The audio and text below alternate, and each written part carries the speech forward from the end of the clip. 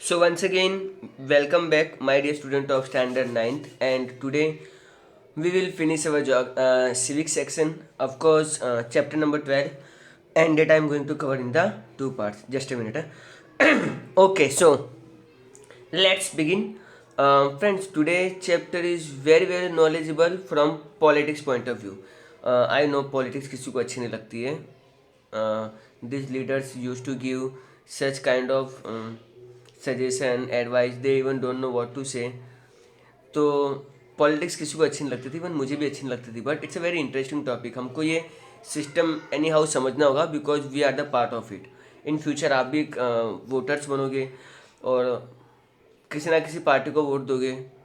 ठीक है, सो ये चैप्टर इसके लिए बहुत इंपॉर्टेंट है. And name of the chapter is given chapter number 12, Indian democracy. So let's start. India has the highest number of voters in the world. Population wise, India is the largest democratic country in the world. बात करें तो सबसे ज़्यादा voters हमारे country में, of course population China की ज़्यादा है, but it's not a democratic, it's a communist government. And India is a democratic country. And यहाँ पर जो लास्ट इलेक्शन हुए थे 2019 में, there are around more than 90 crore voters are there. और इंडिया की डेमोक्रेसी सबसे लार्जेस्ट डेमोक्रेसी है पूरे वर्ल्ड में.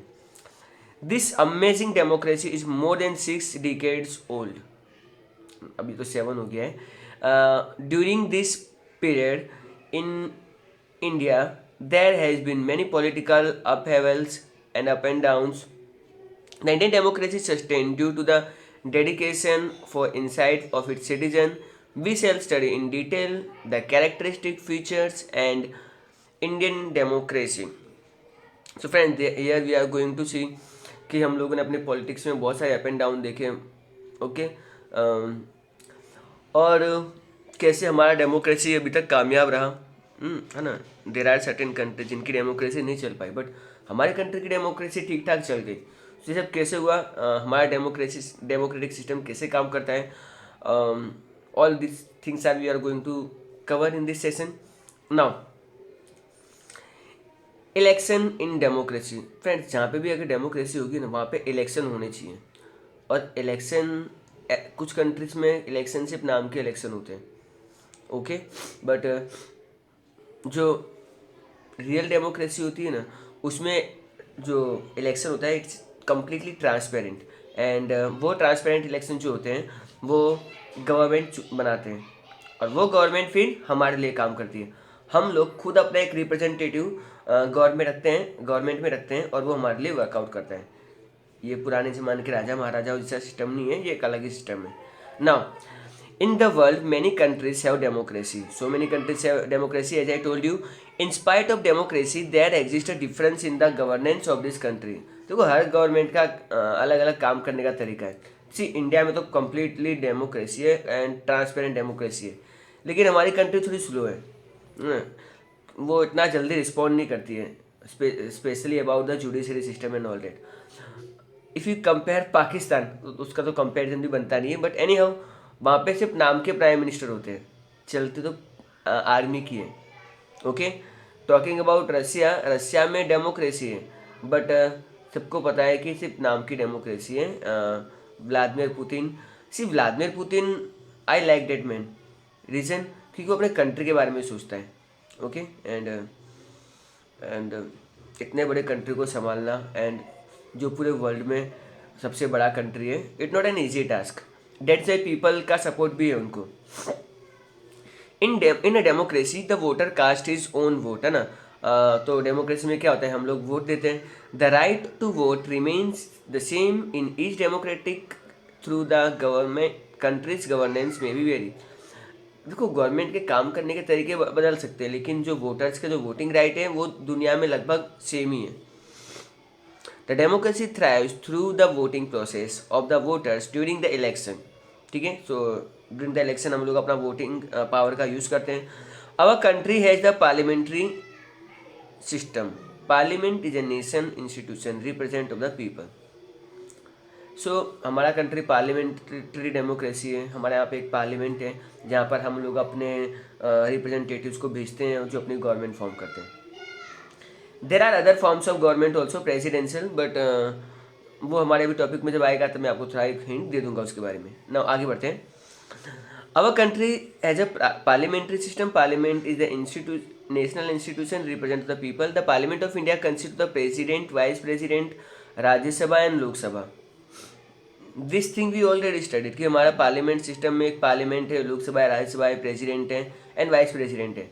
As mention earlier this chapter, Rajya Sabha is the upper house of the parliament, Lok Sabha is the lower house of the parliament. कभी भी confusion मत करना है ना, Rajya Sabha upper house, Lok Sabha lower house. कई बार स्टूडेंट मिस्टेक कर देते हैं, ये मिस्टेक आपसे कभी ना हो। इवन ये मिस्टेक मैंने भी की थी एंड वो मिस्टेक करके फिर मैंने एक लाइफ लर्निंग लेसन सीखा। L for Lok Sabha, L for lower house, that's it. तो अपर हाउस राज्यसभा ही रह जाएगा। ओके, सो मेरी पास्ट की मिस्टेक आगे कोई रिपीट ना करे, मैं ये भी मेक श्योर करता हूँ।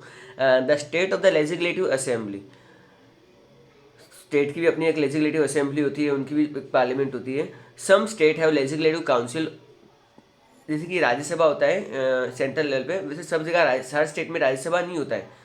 स्टेट के राज्यसभा को हम लोग लेजिस्लेटिव काउंसिल कहेंगे, विधान परिषद। ओके, और लोकसभा को विधानसभा।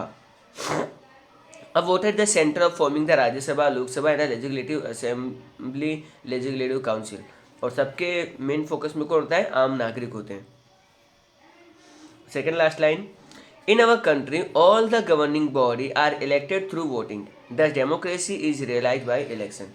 और हमारे कंट्री में तो सारी जो चीज़ें होती हैं वो पब्लिक के द्वारा ही चुनी जाती हैं, इसलिए डेमोक्रेसी तो बहुत ज़रूरी है, क्योंकि अगर डेमोक्रेसी नहीं होगी तो फिर गवर्नमेंट कैसे काम करेगी। एनी हाउ, अब हम बात करेंगे डेमोक्रेसी एंड वोटर की।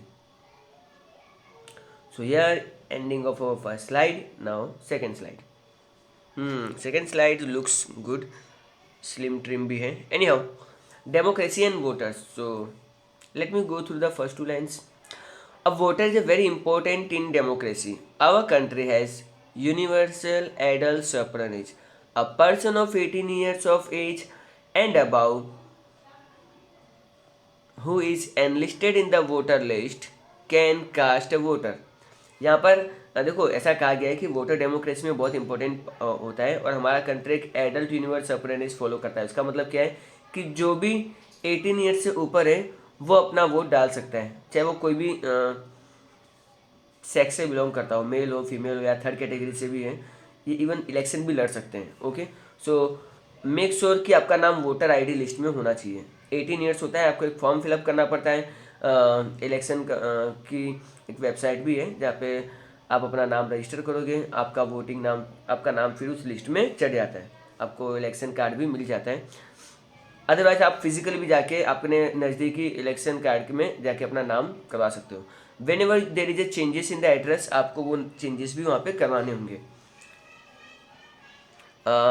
चलिए आगे बढ़ते हैं। In the second line somewhere in middle, a person who has not declare bankruptcy और is not mentally unstable can vote without any discrimination. जो इंसान मतलब जो दिमागी रूप से स्वस्थ है, उसको मतलब कोई जैसे विजय माल्या वाला केस था, ठीक है, भागना पड़ गया, तो वो लोग वोट नहीं देंगे क्योंकि वो है ही नहीं उस लायक, ठीक है, एंड उनको फिर हम लोग वोट देने से रोक लेंगे। The constitution guarantees a right to vote even amidst illiteracy, poverty and similar issue. देखो हमारा कॉन्स्टिट्यूशन है ना, सबको राइट देता है, चाहे आप अमीर हो या गरीब हो, चाहे आप पढ़े लिखे हो कि अनपढ़ हो, सबको वोटिंग राइट मिलता है। The system of universal adult suffrage is based on the principle one person one vote. चलो मेरे साथ सब बोलेंगे, वन पर्सन वन वोट। क्या बोलोगे? One person one vote. एक इंसान एक ही वोट डाल सकता है, ठीक है। I am a common person, मैं एक ही वोट डालूंगा। Salman Khan is a superstar of Bollywood, तो वो 10 वोट्स नहीं डालेंगे, वो भी एक ही वोट डालेंगे। ओके, सो कॉन्स्टिट्यूशन सबको एक ही नज़र से देखता है और सबको एक ही वोट का राइट देता है। Okay, I hope clear. So remember, one person one vote. आगे बढ़ते हैं। It is a duty of every citizen to vote without greed and fear. और ये हमारी ड्यूटी बनती है सिटीजन्स की कि हम लोग बिना किसी डर के या बिना किसी लालच के इन सब चीज़ों को पीछे छोड़ते हुए अपना वोट दें। और वोट देना सबसे इम्पोर्टेंट बात है। A voter should be aware of the vigilant of his right. Voter को अपने राइट्स तो पता होते ही हैं। The constitution has provided a right to vote to each of its citizen without the discrimination of caste, creed, religion और education. Voting is an important process in democracy. In our country, there is universal adult suffrage. Voting is a right as well as a duty of a citizen. Every voter should exercise the right to vote. So friend, हमारा constitution हमको किसी भी angle से देता है। जब Salman Khan and common person भी एक ही वोट डाल सकते हैं, तो हमारा जो कॉन्स्टिट्यूशन है वो किसी की जाति पाति नहीं देखता, किसी का रिलीजन नहीं देखता, किसी का एजुकेशन लेवल नहीं देखता। तो वोटिंग एक बहुत इंपॉर्टेंट प्रोसेस है जो हम सबको करनी चाहिए, और वोटिंग हमारी ड्यूटी भी है और हमारा राइट भी है, और ये हम सबको वोट डालने जाना ही चाहिए। उस दिन तो गवर्नमेंट छुट्टी भी डिक्लेयर करती है, तो फिर इतने क्या शर्म यार, जाके एक बार वोट दे देने का, है ना। So let us move forward now. Election की बात करेंगे हम लोग, द फाउंडेशन ऑफ डेमोक्रेसी। क्यों इलेक्शन डेमोक्रेसी के लिए बहुत ज़रूरी है? एक्चुअली इलेक्शन ही है जो डेमोक्रेसी के फाउंडेशन बिल्ड करते हैं। अगर इलेक्शन ही नहीं होगा तो डेमोक्रेसी होगी ही नहीं। ओके, तो let's start. Election is the foundation of democracy. A festive environment is seen during the elections. Let me tell you, मैं किसी पॉलिटिकल पार्टी के अगेंस्ट नहीं हूँ, but once when I was small, so मैं हरियाणा गया था। You will find रैलियाँ निकल रही है ना, गाने बज रहे, ऐसा लग रहा है कोई बहुत बड़ा फेस्टिवल है। तो मुझे भी एक बंदे ने कोई झंडा पकड़ा दिया, मैं भी झंडा लहरा रहा हूँ, मैं फॉर्म में आ गया, चलो कि ये कोई पार्टी है। एंड एक हमारे वहाँ पे हरियाणा में पहले लाइट बहुत जाती थी, आई डोंट नो अभी क्या सीन है, बट वो एक बीजना आता है जो मतलब पंखा टाइप का आता है, उन्होंने मुझे पंखा पकड़ा दिया। मैंने तो मेरी मम्मी को बोला, मम्मी किसी को ही वोट देना लेकिन इसको वोट मत देना। क्यों? क्योंकि ये लोग पहले से बोल रहे हैं लाइट हमारे टाइम पे होगी नहीं और आपको इसकी ज़रूरत पड़ेगी। थैंक यू, इतना सोचा, लेकिन लाइट के बारे में ज़्यादा सोचते ज़्यादा अच्छा होता। एनी हाउ, सो एक फेस्टिवल होता है, गाना बजाना होता है। ड्यू टू कोविड अभी थोड़ा इलेक्शन बंद है, लेकिन एक एटमॉस्फेयर बनता है जो सबको पसंद होता है। सब लोग के चेहरे पे एक टेंशन होती है एंड वो मज़ा भी आता है देखने में। The people can evaluate their representatives during election. हम अपने नुमाइंदे, हमारे जो रिप्रेजेंटेटिव्स हैं, हम लोग उनको चुनते हैं। Any person who is per request to contest the election can do so. जो भी इंसान इलेक्शन लड़ने के लायक है वो इलेक्शन लड़ सकता है। Candidate belong to political party as well as independent candidate who do not belong to any political party can contest the election. देखो, अगर मान लो मेरी बहुत ज़ोर से इच्छा है, मतलब कि मैं इलेक्शन लड़ूँ और पब्लिक का रिप्रेजेंटेटिव बनूँ। सो मैं गया पहले बीजेपी के पास में, क्योंकि मान लो बीजेपी का बहुत चल रहा है, तो बीजेपी वालों ने बोला नहीं, हम आपको टिकट नहीं देंगे। कोई बात नहीं, कांग्रेस के पास चलते हैं। कांग्रेस वालों ने भी मना कर दिया। आम आदमी पार्टी के पास चलते हैं, उन्होंने भी मना कर दिया। तो कोई पार्टी अगर मुझे सपोर्ट नहीं करेगी तो क्या मैं इलेक्शन नहीं लड़ सकता? ऑफकोर्स मैं लड़ सकता हूँ as an independent candidate. Okay, so as an independent candidate अगर मैं इलेक्शन लड़ता हूँ और मान लो मैं जीत गया, ऐसा भी होता है। ओके, सो नेगेटिव क्यों सोचना भाई, मैं इलेक्शन लड़ूंगा तो जीतूंगा ही। एनी हाउ, जो हार के बारे में तो फिर सोचना ही नहीं है। जब इलेक्शन लड़ने के बारे में सोच लिया, फॉरगेट अबाउट द लूज। अब देखो कि आपके वोटर्स की क्या रिक्वायरमेंट है, आप उसके हिसाब से उनको प्रॉमिस कीजिए और उनके प्रॉमिस फुलफिल भी कीजिए। ओके, अगर आप में इतने पावर्स हैं, इतने गट्स हैं, then you can fight the election too. ठीक है, चलो आगे बढ़ते हैं। I am somewhere in fourth line, in the middle. In an election, a winning candidate of any party belong to a coalition of the party come to a power. अब ये coalition क्या होता है, लेट मी टेल यू। देखो, जब election सब लोग जीत जाते हैं ना, तो मैं एक हाइपोथेटिकल एक सिचुएशन क्रिएट कर रहा हूँ, तो आपको अच्छे से समझ में आएगा। ठीक है, तो ही आपको समझ में आएगा। सपोज राजस्थान में इलेक्शन होते हैं एंड 200 सीट्स हैं। ठीक है, in this election 200 seat, BJP got, remember BJP got 99 seats, hypothetical है, कोई रियलिटी नहीं है। And Congress get somewhere 68. Okay, one party may got 32 and I am the only person जो इंडिपेंडेंट लड़ा था और अदर्स में आ जाऊंगा। तो तो देखो किसी के पास भी गवर्नमेंट फॉर्म करने के लिए यहाँ पे 101 सीट्स की रिक्वायरमेंट है। ओके, मैं आई थिंक इसको थोड़ा सा चेंज कर लेता हूँ। 99 को चलो कट करते हैं, 100 मान लेते हैं और इसको कट करके 31 मान लेते हैं। 100 सीट्स हैं बट गवर्नमेंट फॉर्म करने के लिए 101 सीट्स की रिक्वायरमेंट है। तो यहाँ पर क्या करेगी, बीजेपी मुझसे कांटेक्ट करेगी, अरे सॉरी वो गलती हो गई, आप हमारे यहाँ पे आ जाइए, हम आपको ये मिनिस्टर बना देंगे, है ना, और आपकी क्या क्या डिमांड है आप हमारी कम्युनिकेट कीजिएगा, बट हमारे साथ रहिएगा ताकि हमारी गवर्नमेंट मिलके काम करे। सो बीजेपी के 100 प्लस में 101 मेजॉरिटी प्रूफ्स, इसको बोलेंगे कोएलिशन गवर्नमेंट। एक तो ये हो सकता है। दूसरी चीज़ क्या हो सकती है कि मान लो कांग्रेस, ये आम आदमी पार्टी मान लेते हैं इसको, और ये हम तीनों मिलके गवर्नमेंट बनाते हैं, इसको भी कोएलिशन गवर्नमेंट बोलेंगे, ठीक है। और अगर मान लो कि बीजेपी कोई यहाँ पे चलो इसका 68 का 58 कर देते हैं और यहाँ पे 110 कर देते हैं, तो बीजेपी का 110 आ गया तो वो सीधी गवर्नमेंट फॉर्म कर ही लेगी, उनके पास सिंपली नंबर्स हैं मोर देन 101। लेकिन अगर पहली वाली सिचुएशन कंपेयर करें तो यहाँ पर हम तीन अलग अलग पार्टीज, मतलब मैं तो क्या पार्टी हूँ, 2 पार्टियाँ या 2 से ज़्यादा पार्टियाँ मिलकर गवर्नमेंट फॉर्म करती हैं, and at a time it is called the coalition government which is right now active in Maharashtra. Okay, so बहुत सारी जगहों पे कोएलिशन गवर्नमेंट चलती हैं और ऑफकोर्स ये फंडा काम भी करते हैं। एनी हाउ, अब हम लोग आ गए हैं हमारे 5th लाइन में, 1 2 3 4 5, and in 5th line, in somewhere in between, in a democracy only with the support of the people one can reach the power. तो अगर मुझे मतलब अगर इलेक्शन जीतना है तो मुझे पब्लिक का सपोर्ट चाहिए, पब्लिक मेरे लिए वोट करेगी तो मैं आगे बढ़ूंगा ना। चलिए आगे बढ़ते हैं, पब्लिक भी आगे बढ़ा रही है, मैं भी आगे बढ़ रहा हूँ।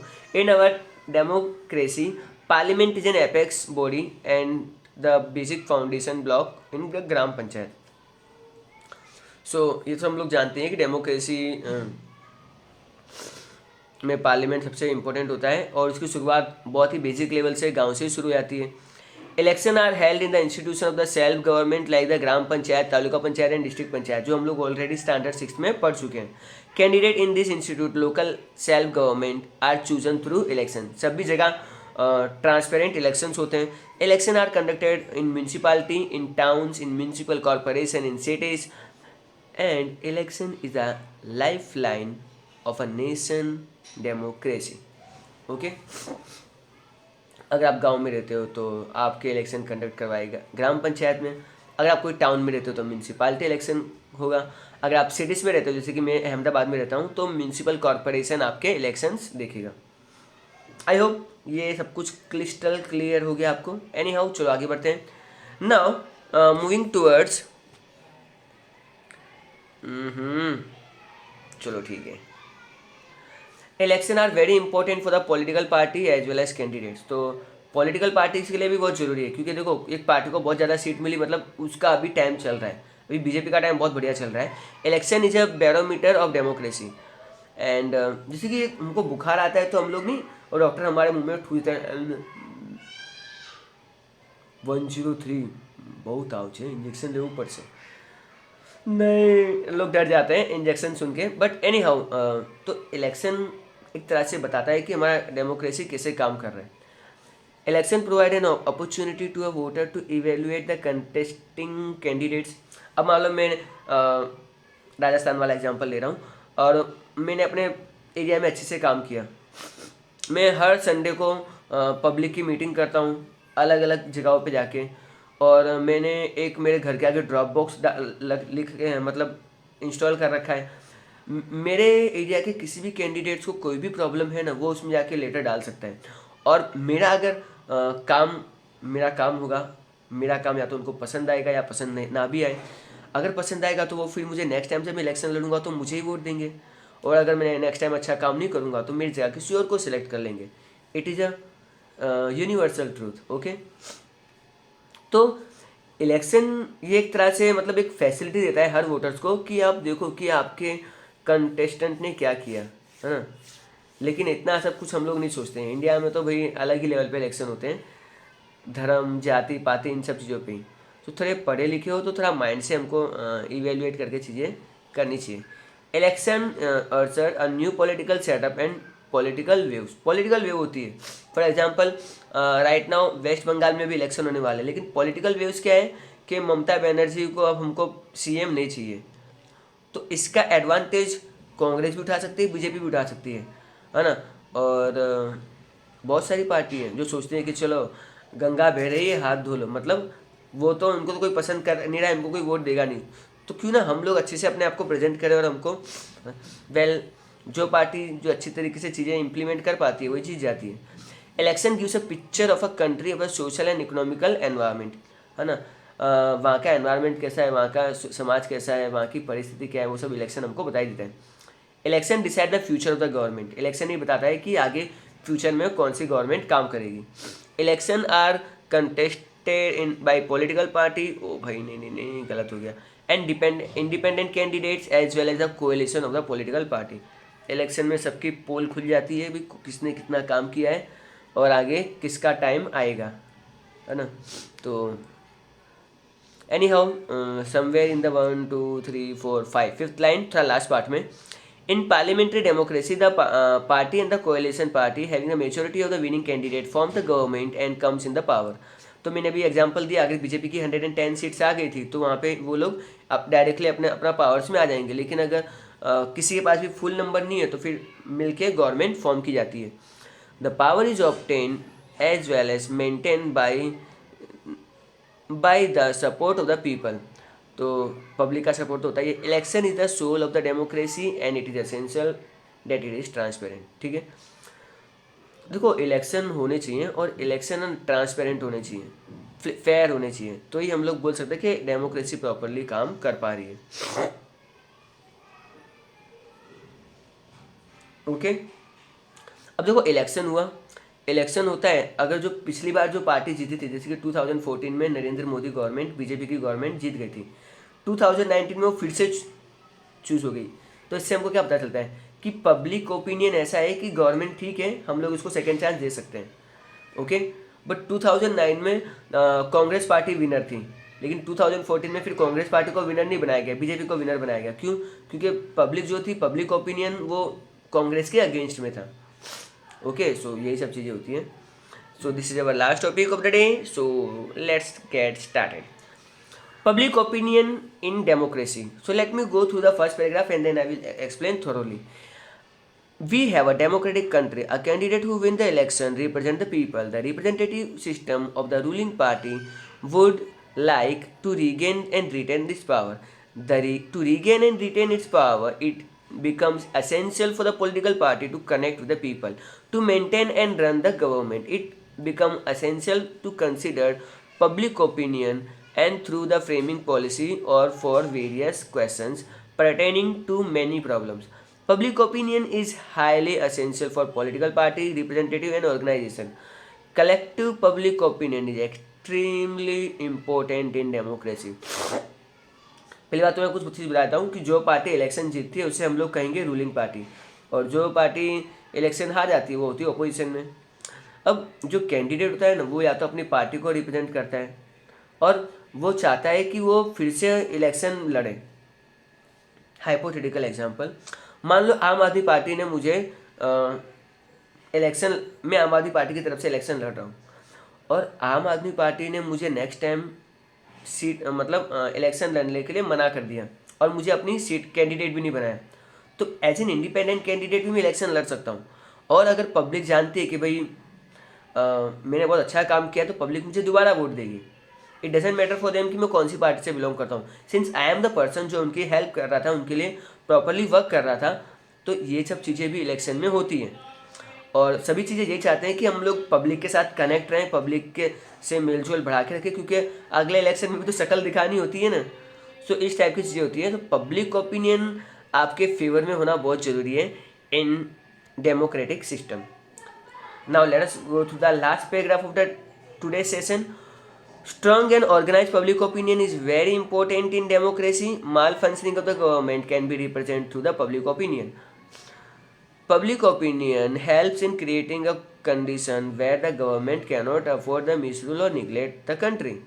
Alert and intelligent public that keeps itself informed cannot be misled by the government.